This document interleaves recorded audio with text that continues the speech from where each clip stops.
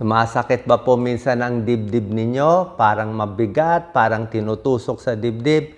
Worried ba kayo? Nag-aalala ba kayo? Sa puso na ba to? Atake ba to sa puso? O hindi naman? Tutulungan ko po kayo ha. So, Doc Willie po to. Isa po akong internist. Isa po akong cardiologist. 18 years ako nag-aral para maging cardiologist. And bibigyan kayo po ng simpleng explanation para malaman kung yung sakit sa dibdib ay sa puso or hindi. Tapos mamaya, meron din ako ituturo yung mga warning signs naman ng atake sa puso bago pa ito mangyari. Meron tayong ganyan tuturo mamaya yung mga warning signs. Anyway, chest pain muna tayo. Okay, yan ang lagi namin nakikita.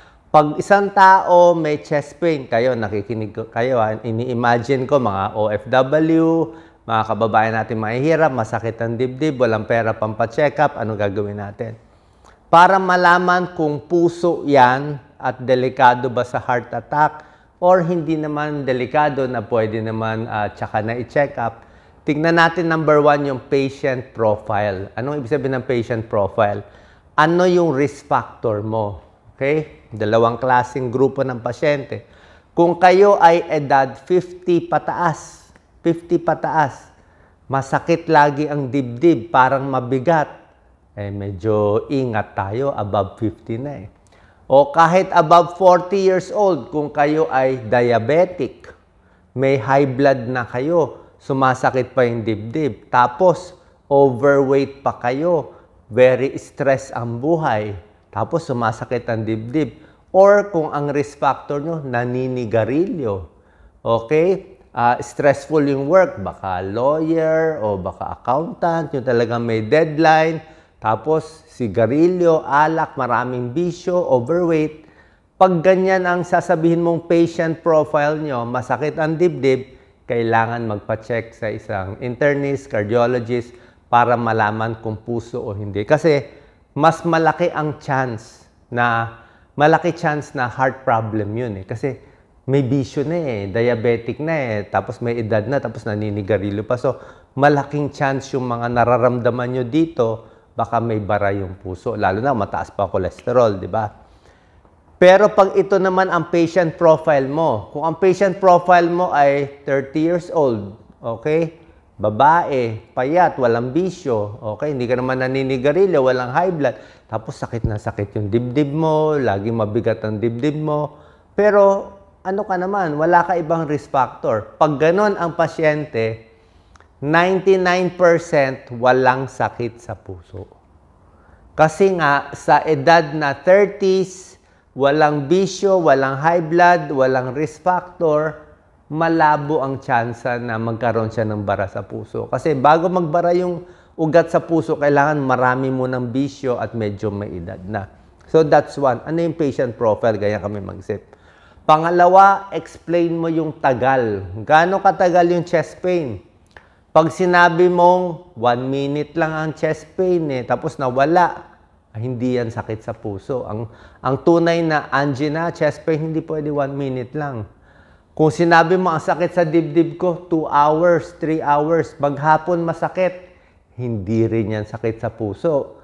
Kasi ang sakit sa puso, may timing lang yan. Ang tunay na nagbabara yung ugat sa puso, between 5 minutes ang sakit hanggang mga 15 minutes lang.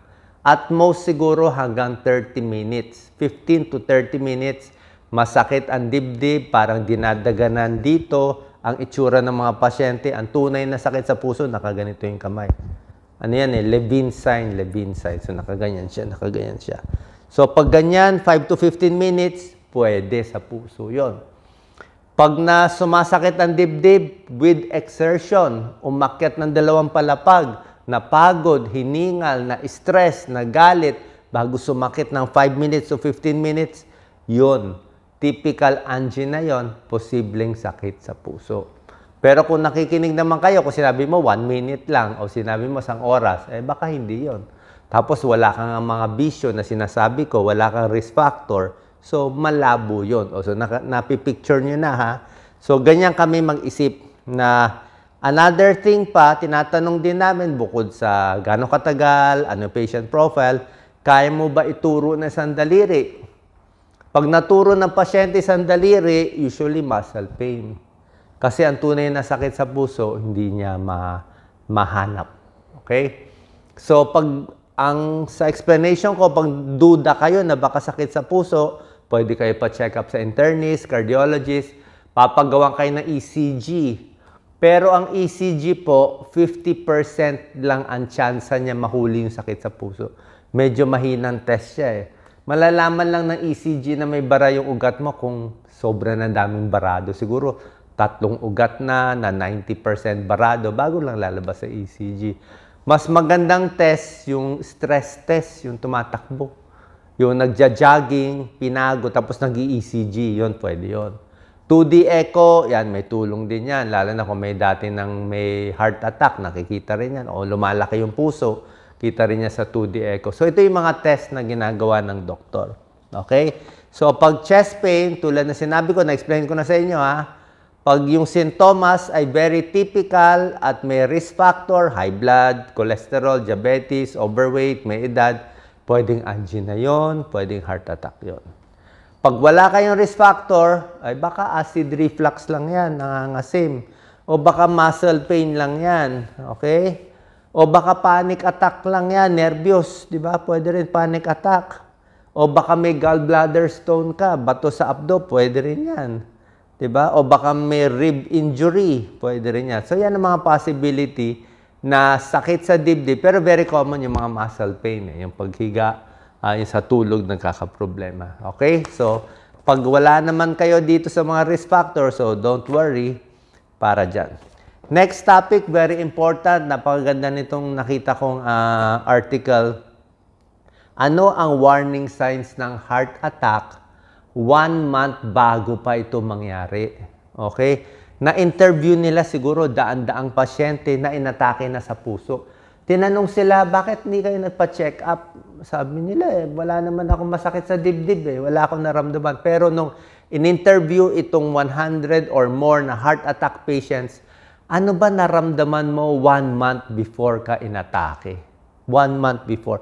Magsasabi sila, parang meron na ako nararamdaman na.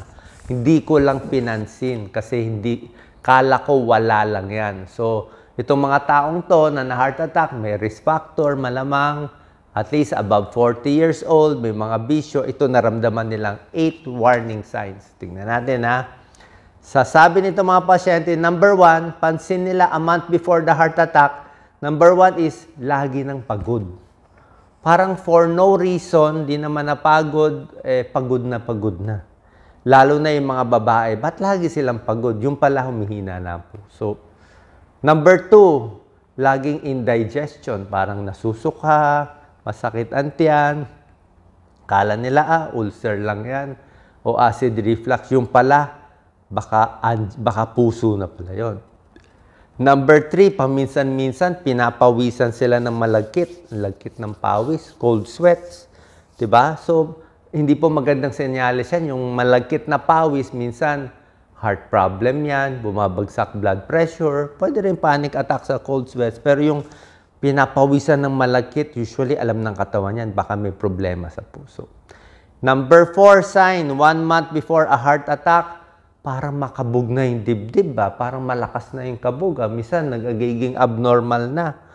Ibig sabihin, baka nagbabara-bara na yung puso, minsan nagbara, kaya nahirapan yung puso, nagloko yung tibok, tapos gaganda ulit yung daloy ng dugo, so pabalik-balik.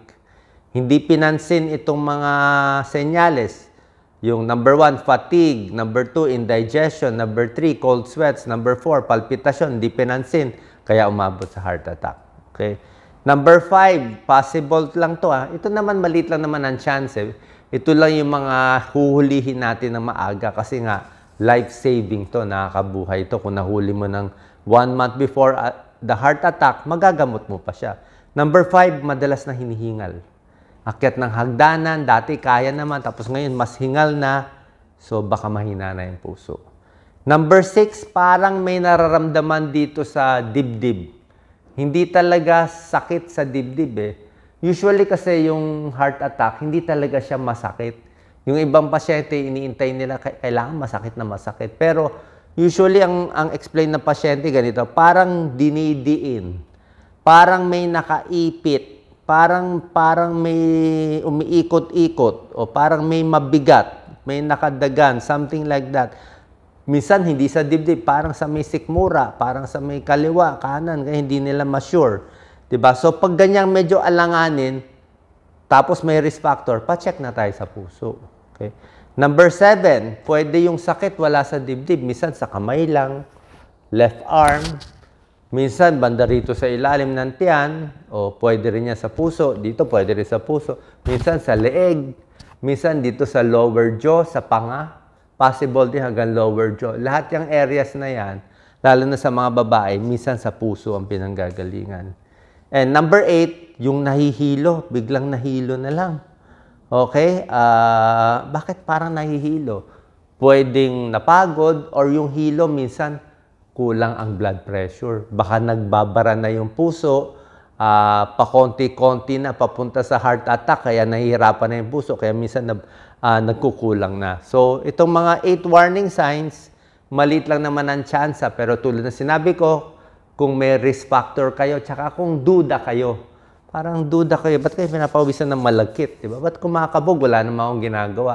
Kung duda kayo, dahil nga sa study na to, 1 month before, inatake sila sa puso, pa-check na kayo na maaga. Sa inyong cardiologist, ECG, treadmill, blood test, physical examination, para maagapan pa habang maaga. Okay, saan po nakatulong tong video? Lalo na sa mga walang pera magpa-check up, kaya natin itong ginagawa para libre kayo at least yung pagpupunta kayo sa doktor, yung kailangan na matulungan po kayo. Salamat po.